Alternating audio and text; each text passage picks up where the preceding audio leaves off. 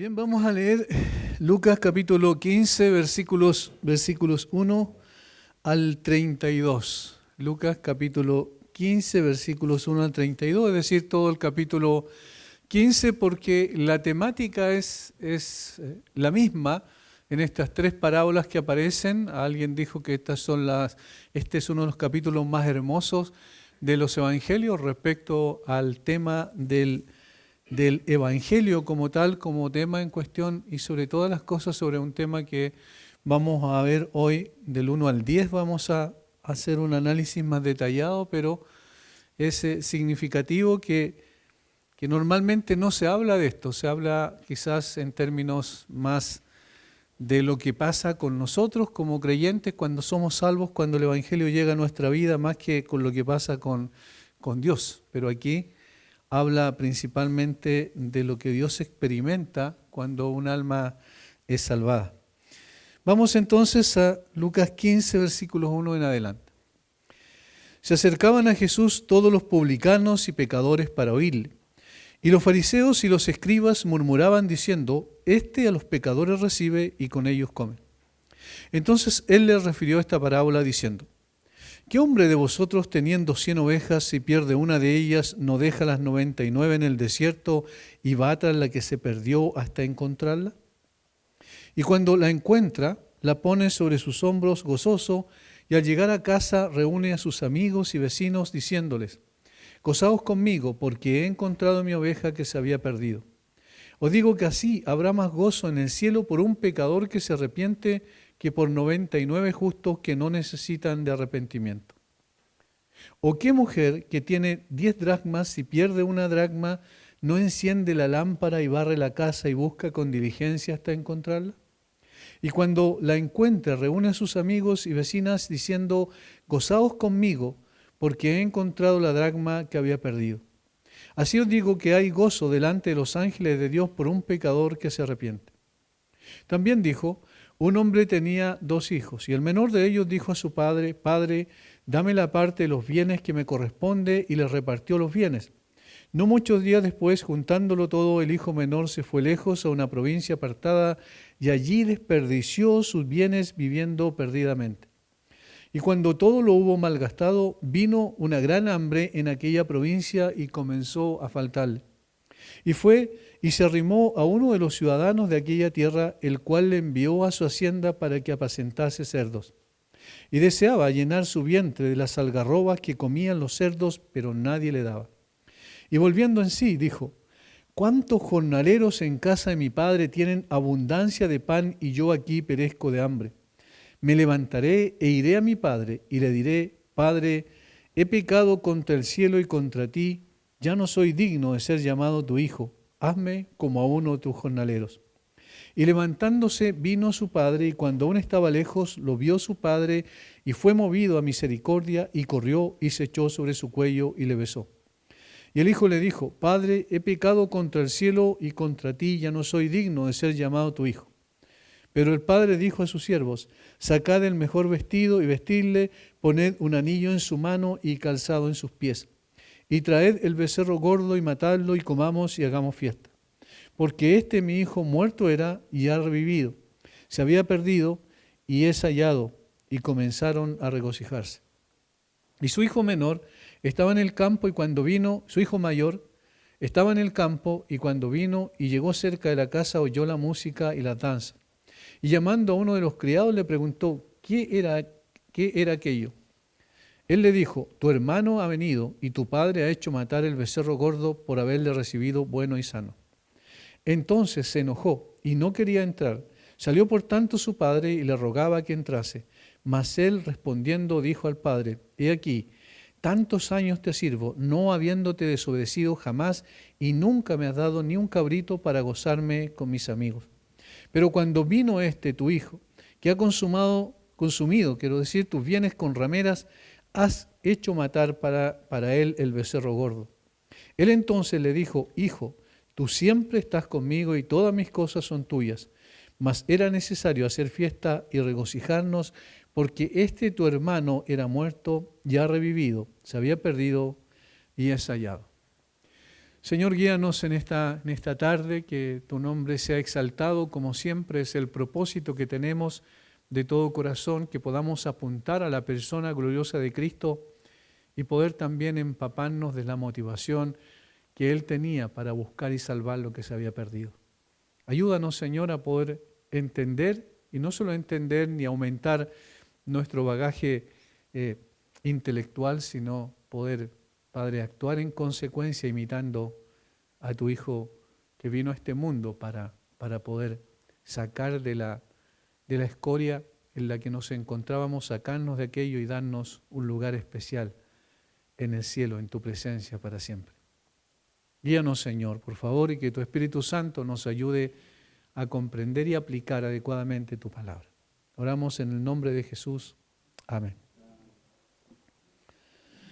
Si ustedes notan bien, las tres parábolas tienen algunos elementos que son consistentes y que son iguales, es decir, hay una reiteración de los mismos conceptos. Pero hay uno que resalta con colores propios y es el hecho de que todas estas parábolas hablan de que al final, cuando se halla aquello que estaba perdido, primero la oveja perdida, luego la moneda perdida, el dracma era una moneda, y luego el hijo perdido, y podríamos decir mejor los hijos perdidos, porque ambos estaban perdidos. Pues cuando entremos a revisar un poco más en detalle en los versículos 11 al 32 nos vamos a dar cuenta de eso. Al hallarlo hay gozo, hay regocijo. Normalmente, y la mayoría de las veces, al considerar la salvación de los perdidos, el énfasis recae en el gozo de los salvados, porque es una cosa lógica. Obviamente, a una persona que llega a Cristo, que genuinamente ha creído en el Señor, que ha nacido de nuevo, que tiene una experiencia personal con el Salvador, se regocija. Hay una satisfacción maravillosa, yo diría incalculable, porque es lo más maravilloso que puede ocurrirle a una persona. Pero pocas veces pensamos en el otro lado de la medalla, es decir, cuáles son los sentimientos de Dios al respecto. Casi nunca nosotros nos ponemos a pensar en el gozo que tiene aquel que vino a buscar y a salvar lo que se había perdido cuando una persona se convierte a Cristo. Quizás una de las razones de que nosotros no coloquemos el énfasis en el Señor y en la experiencia y en las emociones que pasan por el corazón de Dios es que nuestra mirada es muy antropocéntrica, nos centramos en nosotros como seres humanos y entonces siempre todo lo vemos desde la perspectiva humana y no desde la perspectiva de Dios. Sin embargo, cuando un pecador es salvado, y esto es lo que nos va a enseñar el Señor a través de estas tres parábolas, no solo es el salvado el que experimenta ese gozo inefable y glorioso, sino también el Dios que salva. Y ese es el énfasis que tenemos acá.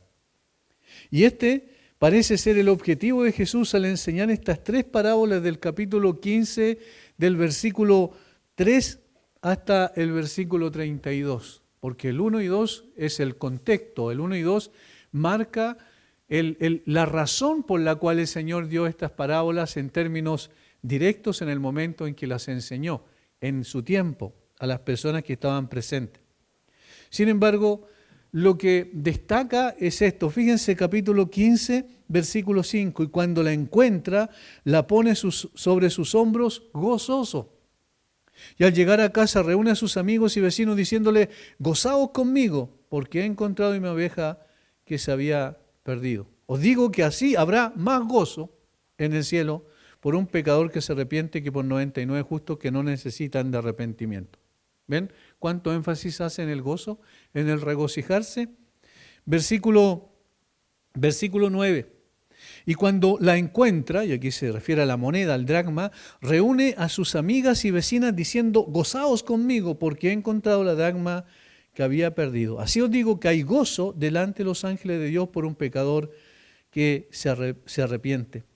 Versículo 24, porque mi hijo muerto era y ha revivido, se había perdido y es hallado, y comenzaron a regocijarse. Versículo 32, mas era necesario hacer fiesta y regocijarnos, porque tu hermano era muerto y ha revivido, se había perdido y es hallado.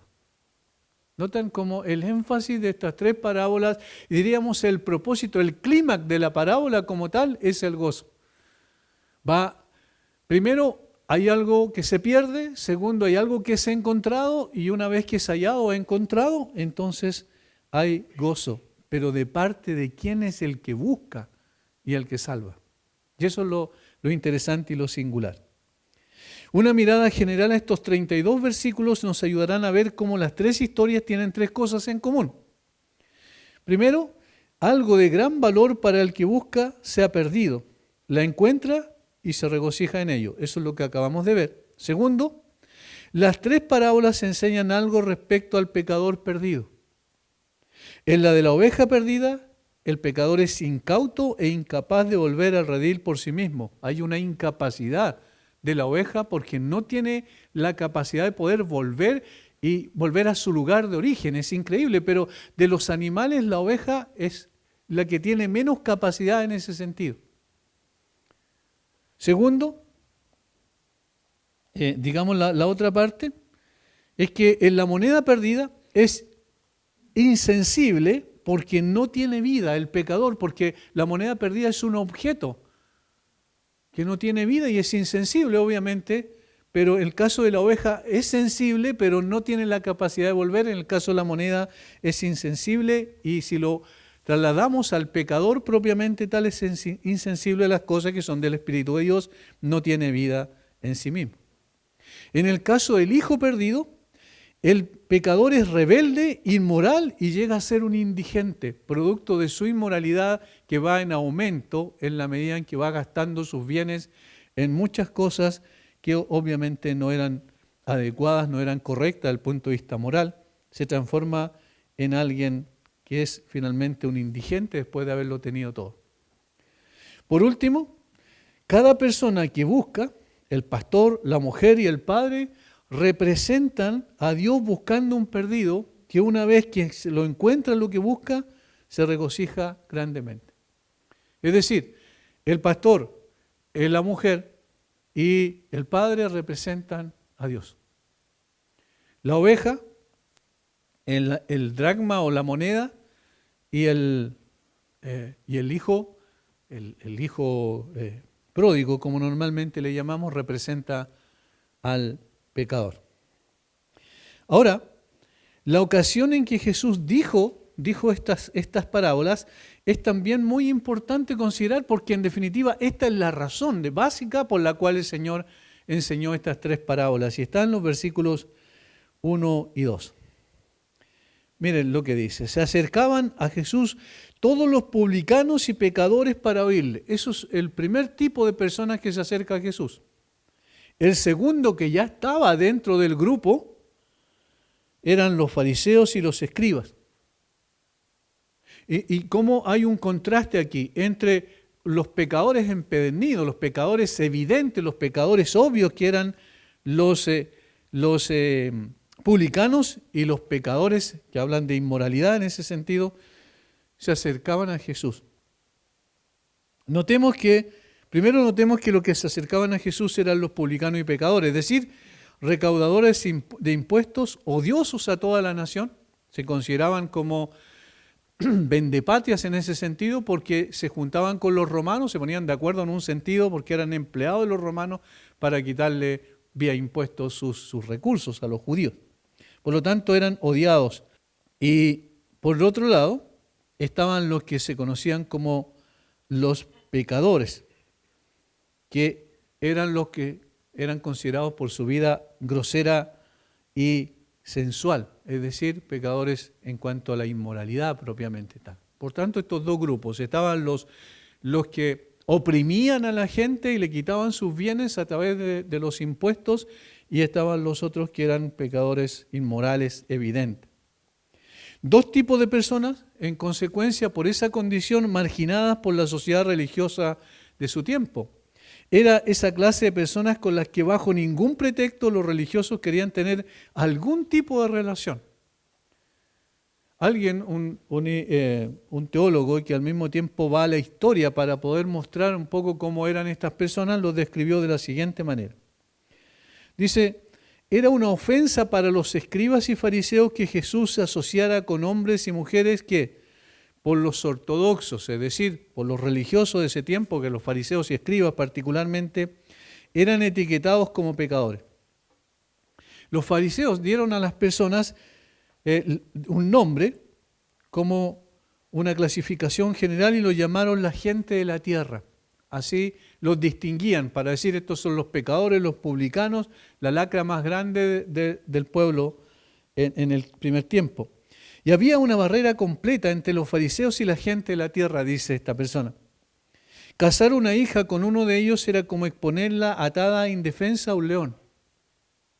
Las regulaciones farisaicas establecían: cuando un hombre es uno de la gente de la tierra, no le confíes dinero, no tomes testimonio de él, no le confíes ningún secreto, no lo designes guardián de un huérfano, no le hagas el custodio de los fondos de caridad, no lo acompañen en un viaje, es decir, exclúyanlo completamente, no tengan ningún tipo de relación con este tipo de personas. A un fariseo se le prohibía ser el huésped de tal hombre o tenerlo como huésped en su casa.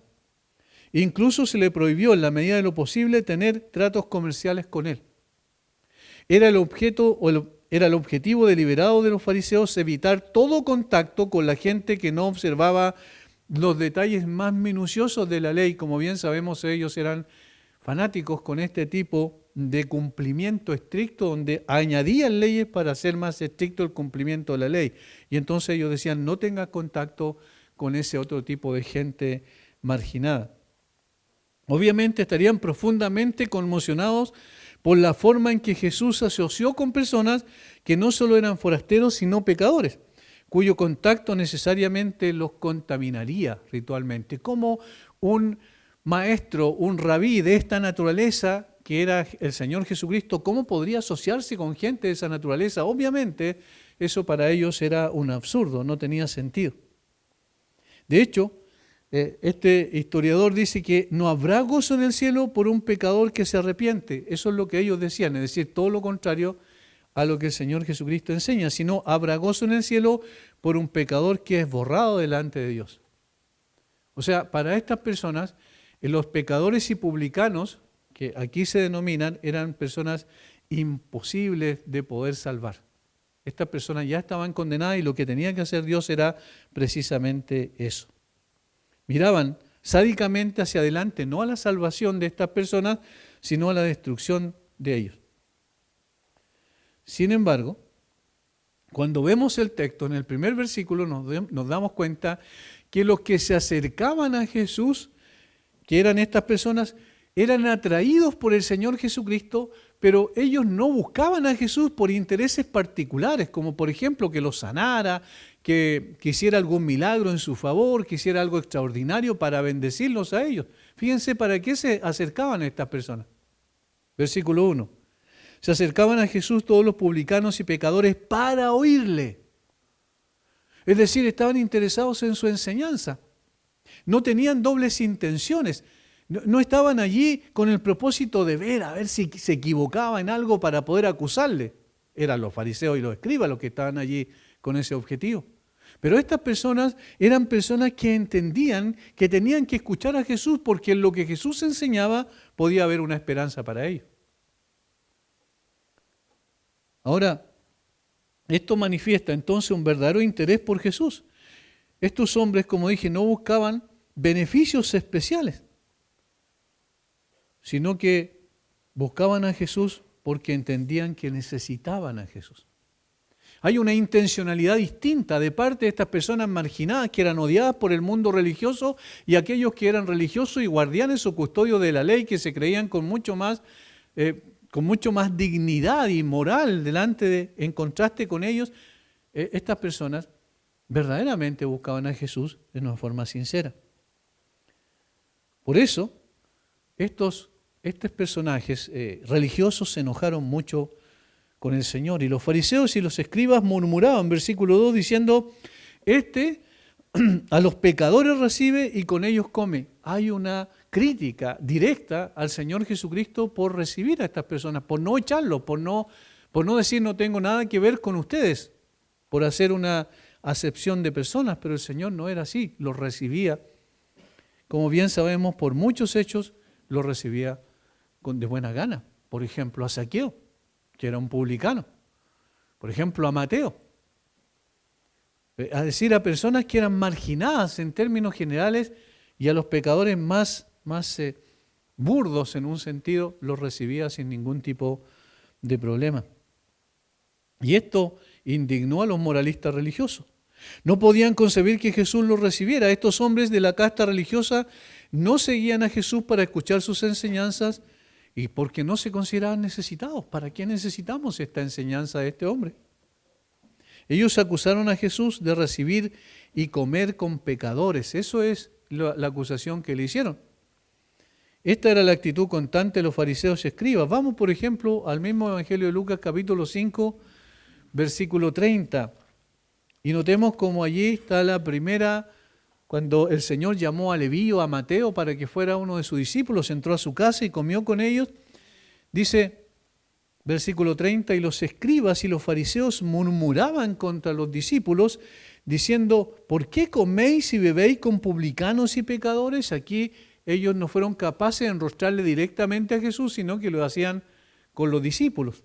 ¿Por qué ustedes comen y beben con publicanos y pecadores? Capítulo 7, versículo 34. Ahora, en otro contexto,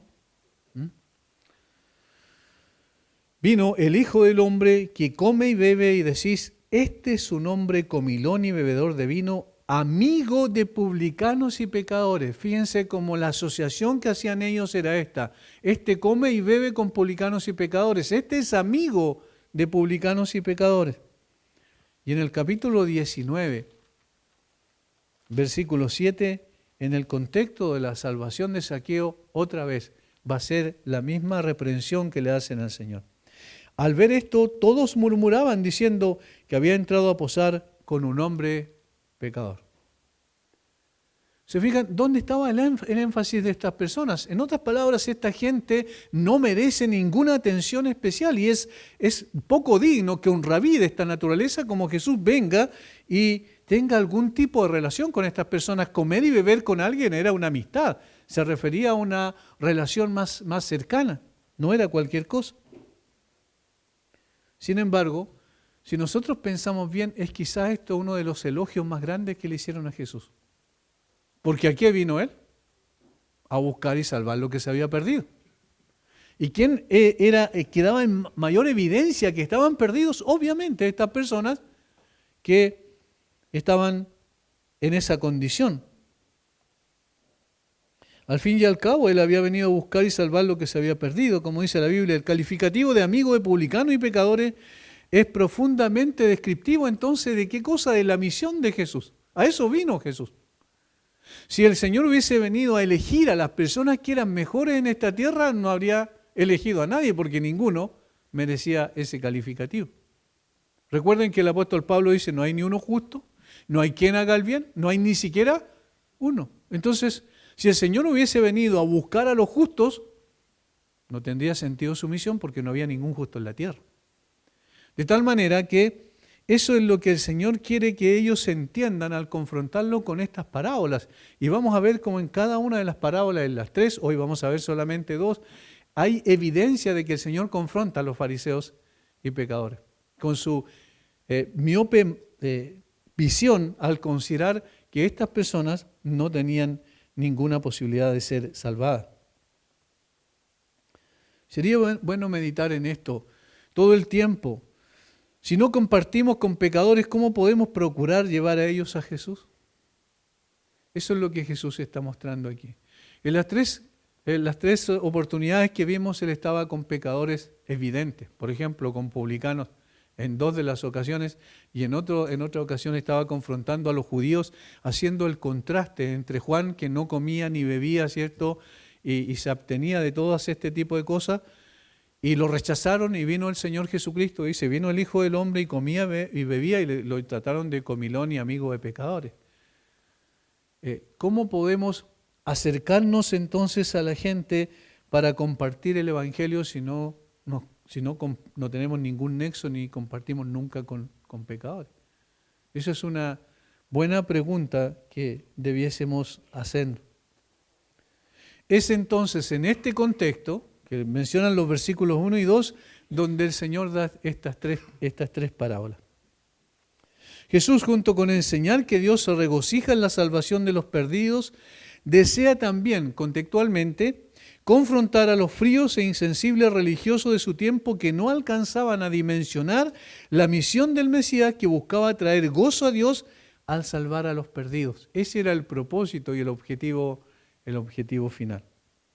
Es paradójico que estos hombres que se erigieron como los defensores de la ortodoxia, los portadores de la palabra de Dios y guardianes de la ley de Dios, no conocían a Dios. Eso es lo paradójico. No tenían idea quién era Dios. Es muy absurdo esto, pero eran personas que eran los representantes supuestamente de Dios dentro del pueblo de Israel. Eran los predicadores de la palabra de Dios, eran los guardianes de la ley de Moisés, y sin embargo no conocían a Dios. No tenían idea quién era Dios, ni tampoco sabían qué es lo que había en su corazón, porque desconocían especialmente la misericordia. Estas eran personas insensibles. No pudieron entonces ver que el gozo del Señor era la salvación de los perdidos. Y por eso lo criticaban tan fuertemente, porque se juntaba con este tipo de gente. Vamos a ver entonces la primera parábola de una forma más inextensa, porque la segunda es una reiteración con algunas pequeñas diferencias nada más en relación a la primera. Vamos a ver lo de la oveja perdida en primer lugar, versículos 3 al 7 quiero decir. Entonces él le refirió esta parábola diciendo: ¿qué hombre de vosotros, teniendo 100 ovejas y pierde una de ellas, no deja las 99 en el desierto y va tras la que se perdió hasta encontrarla?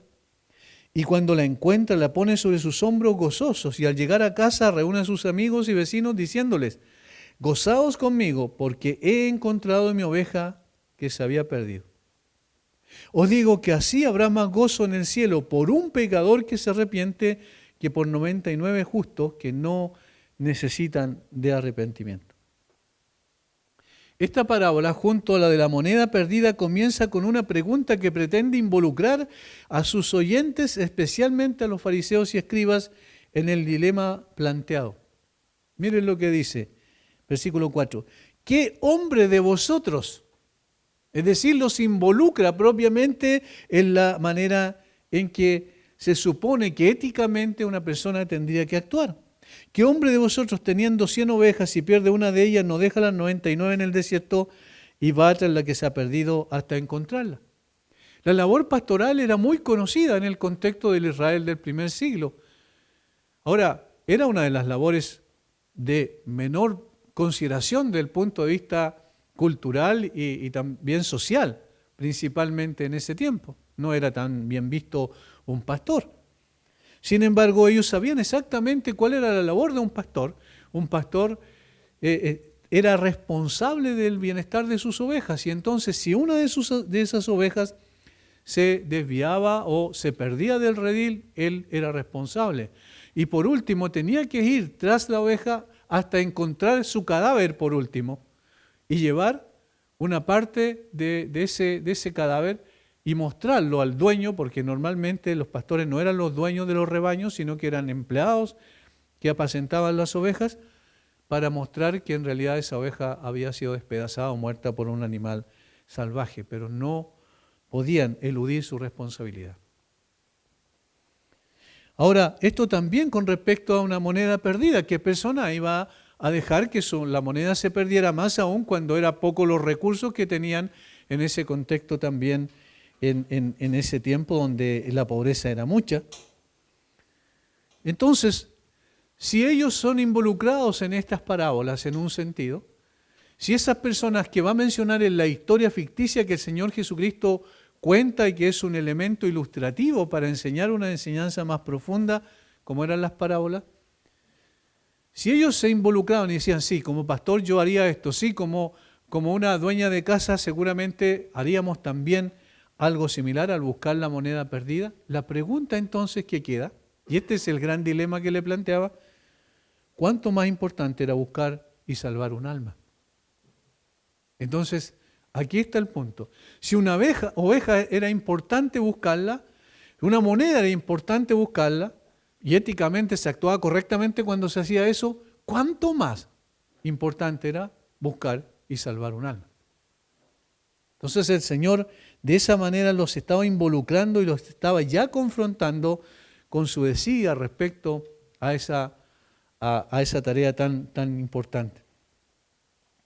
La imagen del pastor buscando afanosamente su oveja perdida es ilustrativa del extraordinario amor de Dios por los perdidos. Una oveja entre 100 equivale al 1%, de tal manera que en términos pecuniarios o en términos económicos, para un propietario de animales no era gran pérdida. Era el 1% de su rebaño. Por lo tanto, podríamos decir que la pérdida no era sustancial. Pero para la oveja perdida era sinónimo de muerte segura. Porque como dijimos, no tenía la capacidad de volver sola al redil. Esa era una característica. Entonces era una muerte segura para ella. No sabe cómo volver, no es capaz de distinguir el peligro, está expuesta a los animales salvajes y en peligro de caer en un acantilado, por ejemplo, considerando lo que era la geografía de Israel, en el sur en particular. Sus esfuerzos son ineficaces y es incapaz de encontrar el camino de regreso al redil por todo esto que acabamos de decir, por su desorientación. Recuerdan que el Señor cuando los vio en las multitudes, vio que estaban desamparadas y dispersas como ovejas, ¿se fijan? Que no tienen pastor. Por lo tanto, a eso está apuntando aquí esta comparación. Esta es una buena figura entonces de los pecadores. El contexto, publicanos y pecadores, despreocupado, irreflexivo, cada uno sigue los dictados corruptos de su propio corazón sin nunca reflexionar sobre su conducta o considerar cuál será el resultado de su curso impío de vida. Su corazón está extraviado, su sentido de orientación no funciona, no se mueve naturalmente hacia Dios. Está completamente perdido. Y por eso cuando alguien dice, yo encontré a Dios, está equivocado. Porque como bien dijo una persona, Dios no estaba perdido. Eras tú el que estaba perdido. Y la persona naturalmente no se acerca a Dios, sino que al contrario rechaza a Dios. Porque el hombre natural no percibe las cosas que son del Espíritu de Dios porque para él son locura y no las puede entender porque se han de discernir espiritualmente. Eso dice el apóstol Pablo en 1 Corintios 2:14, de tal manera que esta persona, esta oveja representa gráficamente a un hombre, a una mujer sin esperanza. Sin esperanza. A no ser de qué? De que el pastor salga en su búsqueda. Versículo 4. ¿Qué hombre de vosotros teniendo 100 ovejas y pierde una de ellas no deja las 99 en el desierto y va tras la que se perdió hasta encontrarla? Va tras la que se perdió. Es el pastor el que busca la oveja, no la oveja el que busca al pastor. Es el Señor el que busca al perdido, no el perdido el que busca al Señor. Aquí podemos hacer dos observaciones respecto a lo que mueve al pastor a buscar la oveja. Primero, que la búsqueda del pastor aquí, como lo tenemos graficado en la historia ficticia, es espontánea. Fíjese, si pierde una de ellas, no deja las 99 en el desierto y va tras la que se perdió en el mismo momento, sin pensarlo, sin hacer una reflexión más acabada, ¿qué voy a hacer? Hace un plan, no, simplemente va. Es espontánea su reacción. Va tras la que se perdió. El pastor al perder uno de su rebaño inmediatamente va en busca de ella. No espera que lo busque, que ella lo busque, él va tras ella. Sabe que la recuperación de la oveja depende totalmente de él. Y se prepara para los problemas, las provocaciones, los riesgos, todo lo que involucraba también que el pastor fuera tras la oveja, porque si esto era de noche o bien atardeciendo, tenía que pasar toda la noche buscándola. De tal manera que también estaba en un peligro complejo. Más aún, conociendo un poco la geografía de Israel, sabemos que era mucho más riesgoso salir por entre los peñascos buscando una oveja, era un riesgo grande. Sin embargo, el pastor no está pensando en el riesgo, sino está pensando en la oveja. Así también, Dios está tan verdaderamente adelantado con respecto al pecador como el pastor con las ovejas. La iniciativa es de Dios y todo lo que desea hacer en el camino del regreso a regresarlo al redil a esta persona es impulsado por su amor, por su compasión, es motivado exclusivamente por amor a esa oveja. Él no está pensando no está cuantificando el pastor la pérdida que va a tener, sino que es su amor por esa única oveja es la que lo mueve a realizar esa tarea. Así también el Señor. Ya ha demostrado suficientemente que está atento a la emergencia y que ningún problema es demasiado grande para Él. Ningún sacrificio demasiado grande mientras exista la posibilidad de salvar a un alma. Esto es quizás de las cosas más extraordinarias que nosotros a veces reflexionamos o pasamos así superficialmente por alto. No nos detenemos, quiero decir, a pensar realmente lo que significa esto. Que el Señor nos miró así desde la eternidad, digamos antes de la fundación del mundo, nos escogió, como bien sabemos, pero desde los cielos nos miró así compasivamente y dijo, este está perdido, voy a buscarlos a ellos. Eso fue lo que movió al Señor a venir a esta tierra, infectada de pecado, llena de corrupción, habitada por rebeldes empedernidos y sus propios enemigos, porque ese era el cuadro de la tierra. Todas sus criaturas, cada uno se escapó por su camino, buscó su propio beneficio, aparentemente dictó sus propias normas morales y éticas y caminamos cada uno por nuestro sendero de acuerdo a lo que nosotros concebíamos como bueno. Estábamos sin ninguna posibilidad de volver al Señor. Y fue solo su amor y determinación de buscar y salvar a estas personas indignas la que movió su corazón. Nada más que su compasión fue el motor de la salvación de los perdidos. Y fue tras ella. Dice el Génesis que cuando confrontó a Adán y le pregunta, ¿dónde están? Adán y Eva le pregunta, ¿dónde están? Fue el Señor el que los buscó. No fue Adán y Eva que fueron al Señor y dijeron, mira, nos hemos equivocado, nos arrepentimos por lo que hicimos. No, fue el Señor el que los buscó. ¿Dónde están ustedes? Y así ha sido durante toda la historia de la humanidad, de que el hombre cayó en pecado, es Dios impulsado por su amor simplemente incondicional, buscando a las ovejas perdidas. Porque saben que estamos el ser humano está en una condición de perdición imposible de volver atrás. Ninguno se volvería a Dios naturalmente. El hombre natural no puede hacer eso. Y todos nosotros fuimos hombres o mujeres naturales en su tiempo. De tal manera que aquí vemos la iniciativa de Dios. Dice, y va tras la que se perdió. Eso es lo primero. Entonces, la acción instantánea, la reacción instantánea de Dios y espontánea al venir a buscar lo que se había perdido. Segunda observación, la búsqueda de Dios por los perdidos es persistente, es constante. Fíjense lo que dice el versículo 4. Y va tras la que se perdió hasta encontrarla. Hasta encontrarla. Es decir, el pastor no iba a cejar en sus intentos, en sus sacrificios, en sus esfuerzos, hasta encontrar la que se había perdido. Es decir, hasta alcanzar el éxito.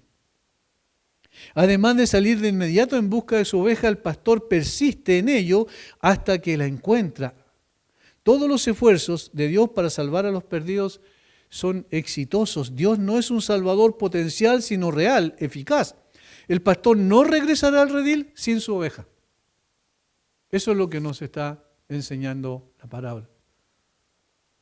Él persiste, es consistente una y otra vez hasta alcanzar a aquel que escogió antes de la fundación del mundo. Y eso es lo que da tranquilidad. Porque no somos nosotros los que vamos a traer las ovejas al redil, es el Señor el que la trae a través de su evangelio. Ahora vemos en la parábola cómo su búsqueda espontánea y persistente tuvo éxito. y cuando la encuentra. Jesús salva, por ejemplo, a la mujer samaritana en la conversación de Juan capítulo 4 con ella, convenciéndola de la profundidad de su necesidad y llevándola a buscar el agua viva.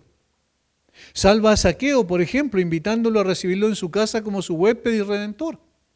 Salva a María Magdalena al librarla del poder de 7 espíritus malignos, como dice la Escritura. Notemos cómo en la parábola el corazón del pastor está complacido.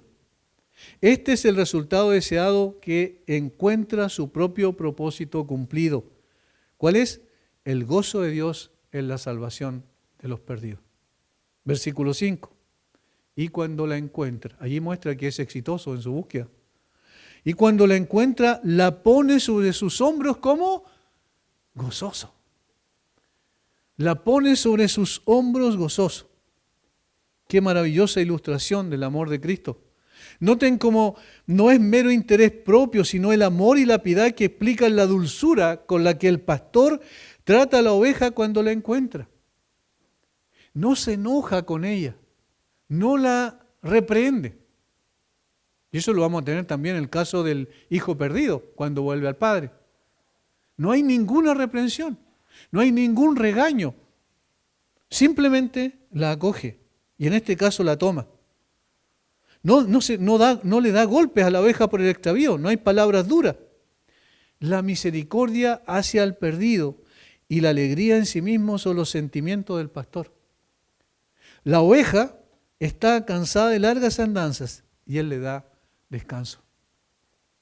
La toma y la coloca sobre sus hombros y la lleva. No importa cuán lejos había salido para encontrarla, no importa los peligros que implicaban el volver otra vez con ella, simplemente le da el reposo que necesita, no deja que la oveja vaya caminando, no la arrea como decimos nosotros en el campo, sino que la toma sobre sus hombros y la lleva sobre sí. Ahora noten una cosa, no solo encuentra descanso la oveja, sino también seguridad, porque va sobre los hombros del pastor. No volverá a redir por sus propios medios, sino en los hombros de aquel que la ha amado. Ya no está al arbitrio de las circunstancias, ya no peligra su vida, ya no debe preocuparse de su seguridad, ya descansa en los hombros de su pastor. Nada ni nadie puede arrebatarle de su mano. Esto es maravilloso porque nos habla no solo que cuando llegamos a Jesús o Jesús nos alcanza, nos encuentra en la condición que estamos, nos toma sobre sí y nos lleva, dándonos descanso y al mismo tiempo seguridad. Porque ninguna de las ovejas por las cuales Cristo murió se va a perder. Y al llegar a casa, reúne a sus amigos y vecinos diciéndoles: gozaos conmigo porque he encontrado mi oveja que se había perdido. Miren cómo la trata, mi oveja. En Juan 10 va a decir: mis ovejas oyen mi voz. Y va a decir que sus ovejas están en su mano y él en la mano del Padre, por tanto no se pueden perder. Esto ilustra el gozo del Salvador por su tarea cumplida al encontrar a un pecador perdido. El gozo de Cristo al encontrar a la perdida. Cristo experimentó un éxtasis perfecto de deleite cuando encontró una oveja perdida. El testigo de eso es lo que hizo en el pozo de Sicar, cuando su alegría por el arrepentimiento de la mujer de Samaria le hizo olvidar el hambre. Cuando vinieron sus discípulos y le dijeron: maestro, vamos a comprar algo, y él dice: mi comida y mi bebida que haga la voluntad del que me envió. ¿Y cuál es la voluntad del que lo había enviado? Buscar y salvar lo que se había perdido. La mujer samaritana era una de aquellas personas. Entonces él no está preocupado de sí mismo, está preocupado de las personas que están en una condición de perdición para salvarla.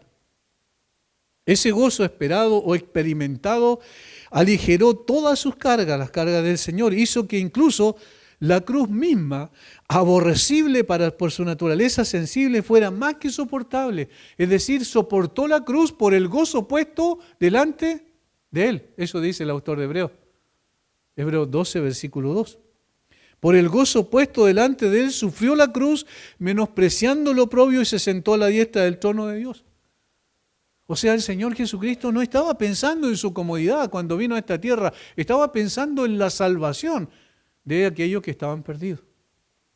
Y por eso su búsqueda incesante hasta que la encontró, y una vez que la encontró, entonces hay satisfacción en su corazón, como lo profetizó Isaías en Isaías 53. ¿Cuántas veces pensamos en esto de que en realidad una persona que se salva no solo es gozo y satisfacción para esa persona, sino que la satisfacción y el gozo es del Salvador, porque cumplió su objetivo? Porque derramó su sangre, no fue inútil su derramamiento de su sangre, ni una gota de sangre cayó al suelo ese día cuando el Señor fue crucificado que no haya sido eficaz para la salvación de las almas por las cuales Él vino a morir. La aplicación final de esta parábola es extraordinaria. Os digo, es una declaración solemne de autoridad, de aplicación. Versículo 7, os digo, que así habrá más gozo en el cielo por un pecador que se arrepiente que por 99 justos que no necesitan de arrepentimiento.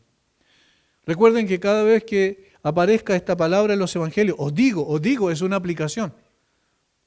Y al mismo tiempo de ser una aplicación es una palabra de autoridad. Yo les digo, el Hijo de Dios, yo les digo esto, así habrá más gozo en el cielo por un pecador que se arrepiente. Fíjense que dice, habrá más gozo en el cielo. Y después, en la última versículo 10 también, así os digo que hay gozo delante de los ángeles de Dios por un pecador que se arrepiente. Hay gozo en el cielo. Obviamente es la adoración y la exaltación del Hijo de Dios, porque logró su objetivo. Porque un alma se salvó. Fíjense que, como digo, no hay una cuantificación, algo cuantitativo en lo que él dice, sino por un alma, o sea, una sola alma vale la pena la muerte de Cristo en la cruz. Una sola alma. Esta es la primera declaración por un pecador que se arrepiente y representa en el contexto a los publicanos y pecadores que vienen a escuchar a Jesús y se arrepienten. Y en una aplicación más amplia a todos los pecadores que hemos llegado en arrepentimiento y fe a los pies de Jesús. Este es el motivo del gozo del Señor y de los ángeles en el cielo. No hay nada más extraordinario para el Hijo de Dios que ver a una persona llegando a sus pies. Pocas veces pensamos en el gozo de Jesús, y ese es el gozo de Jesús. Por eso fue capaz de enfrentar la cruz. Por eso no bajó de la cruz cuando los fariseos y otras personas más le gritaban que bajara de la cruz y que demostrara que era el Hijo de Dios. Por eso se mantuvo en la cruz, porque estaba pensando en el gozo que significaba salvar un alma. Imagínense los millones de almas que Él vino a salvar. La segunda parte de la declaración es una confrontación directa a los fariseos. Os digo que habrá más gozo en el cielo por un pecador que se arrepiente. Y ahí está apuntando a los pecadores y a los publicanos. Pero luego dice que por 99 justos que no necesitan de arrepentimiento. ¿A quiénes estaba apuntando ahí? A los fariseos y escribas. No porque ellos fueran justos, sino porque se pensaban a sí mismos justos. Y como tal, dicen, ¿de qué tenemos que arrepentirnos nosotros? Cuando ellos escuchaban de Juan el Bautista, arrepiéntanse, hagan frutos dignos de arrepentimiento, ellos pensarían, ¿de qué está hablando este? ¿De qué nos vamos a arrepentir nosotros si nosotros cumplimos la ley perfectamente? No tenemos necesidad de arrepentimiento.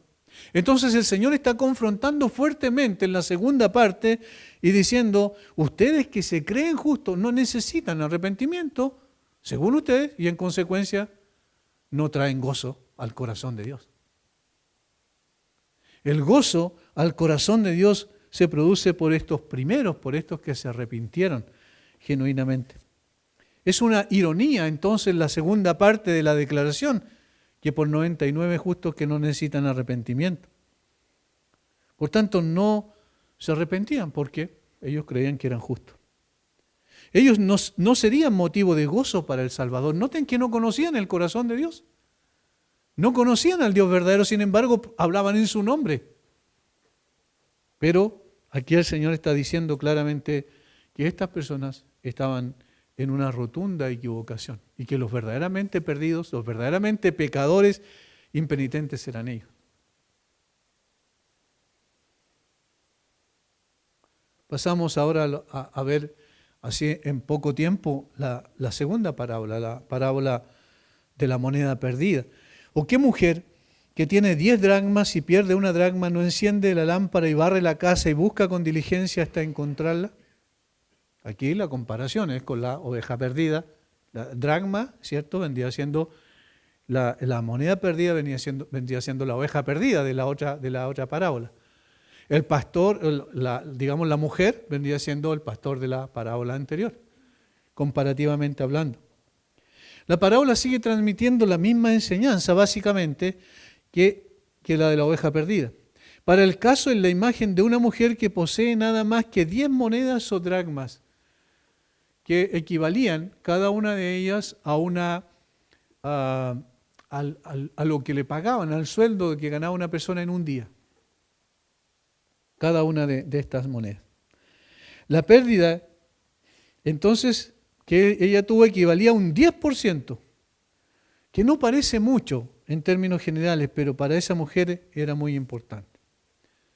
Aquí hay dos posibilidades. Podría significar una pérdida económica importante, considerando que la pobreza en el primer siglo en Israel era bastante generalizada.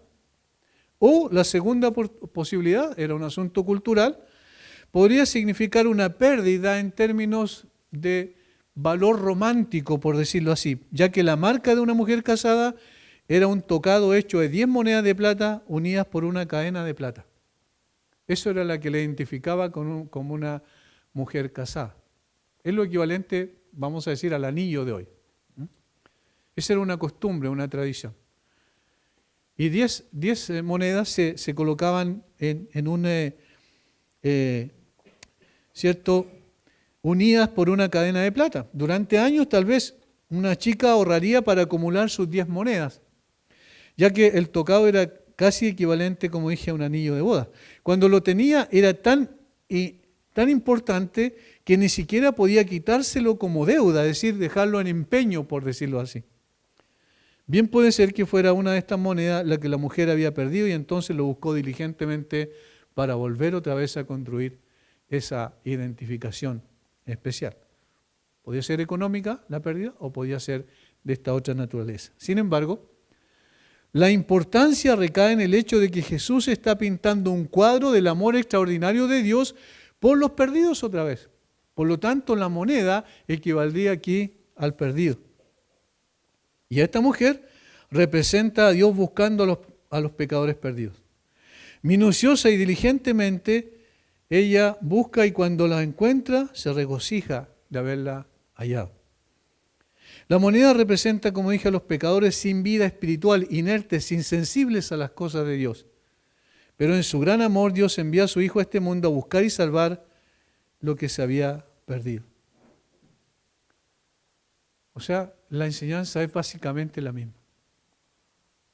Ahora, y esto también yendo ya a la conclusión, ningún fariseo había soñado jamás con un Dios así. Para este Dios, para un fariseo, era un Dios que ellos no conocían, no tenían idea. ¿Cómo podían considerar a un Dios de esa naturaleza? Un gran erudito judío ha admitido que esta es la única cosa absolutamente nueva que Jesús enseñó a los hombres acerca de Dios. Esta es la opinión de él, obviamente, y era una opinión también sesgada, pero reconoció esto, fíjense. ¿Por qué dice que era la única enseñanza nueva que él transmitió? Que en realidad buscó a los hombres, que Dios busque a los hombres, eso no estaba en el pensamiento, en la filosofía y en la religión de los fariseos. No, nunca se hubiesen imaginado esto. El judío podría haber estado de acuerdo en que si un hombre llegaba arrastrándose a Dios humillado y oraba pidiendo piedad, podría encontrarla. pero nunca hubiera concebido a un Dios que saliera en busca de los pecadores. Eso era algo totalmente imposible de concebir para ellos. Pero es lo que la Biblia dice desde el principio. Dios es el que busca a los pecadores. Dios es el que sale al encuentro del apóstol Pablo, un pecador empedernido, un judío, también representante del fariseísmo, orgulloso de sí mismo. Sin embargo, fue el Señor el que salió al encuentro de él, no fue Pablo el que buscó al Señor. Creemos en el amor que busca de parte de Dios, porque vemos ese amor encarnado en Jesucristo, el Hijo de Dios, que vino a buscar y a salvar lo que se había perdido, simplemente movido por un amor incondicional e incomprensible para nosotros. Nada detendría al Hijo de Dios hasta encontrar al perdido y gozarse en el éxito de su obra. Nada podría detenerlo, nada podía moverlo un centímetro de su misión que Él vino a cumplir perfectamente. Y esto no va a terminar hasta que la última persona que Él escogió antes de la fundación del mundo llegue a los pies de Cristo. Nadie de aquellos que escogió se va a perder, porque su obra en la cruz es suficiente para la salvación de todos aquellos.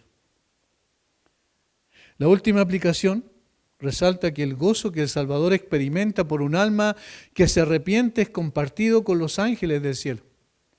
Los ángeles se deleitan en contemplar un curso continuo e interrumpido de justicia de parte de Dios, pero, sin embargo, en la liberación de un pecador, la misericordia de Dios resplandece tan intensamente que Cristo atribuye a los ángeles un mayor gozo en ella, que surge de un bien inesperado. Como dice el apóstol Pablo a los Efesios, y con esto terminamos, dice que la salvación o la gracia, la manifestación del amor incondicional de Dios, dice que fue para mostrar en los siglos venideros las abundantes riquezas de su gracia en su bondad para con nosotros en Cristo Jesús. Y allí no se refiere solo a los siglos venideros en términos humanos, sino también a los cielos mismos, es decir, a la presencia misma de los ángeles. El amor de Dios incondicional se aprecia en actuar como actuó el Señor Jesucristo, buscar diligentemente a los perdidos hasta encontrarlos. Una vez que los encuentra, se regocija, porque Él ha cumplido su propósito. Padre, muchas gracias te damos porque tu tarea, Señor, no quedó a medio terminar. Fue consumada, como dijiste tú mismo en la cruz, consumado es. No hay nada más que añadir ni que agregar. Señor, no solo hay gozo en quien tú salvas, sino hay gozo y regocijo en tu corazón. Y eso es maravilloso, porque esa es la satisfacción cumplida, el gozo, la satisfacción cumplida. Gracias por haber hecho esta obra maravillosa en favor nuestro y al mismo tiempo que trajo gozo y traerá gozo a tu corazón, hasta que la última alma que tú escogiste antes de la fundación del mundo llegue a tus pies, Señor. Alabamos tu nombre por tu amor incondicional. En el nombre de Jesús. Amén.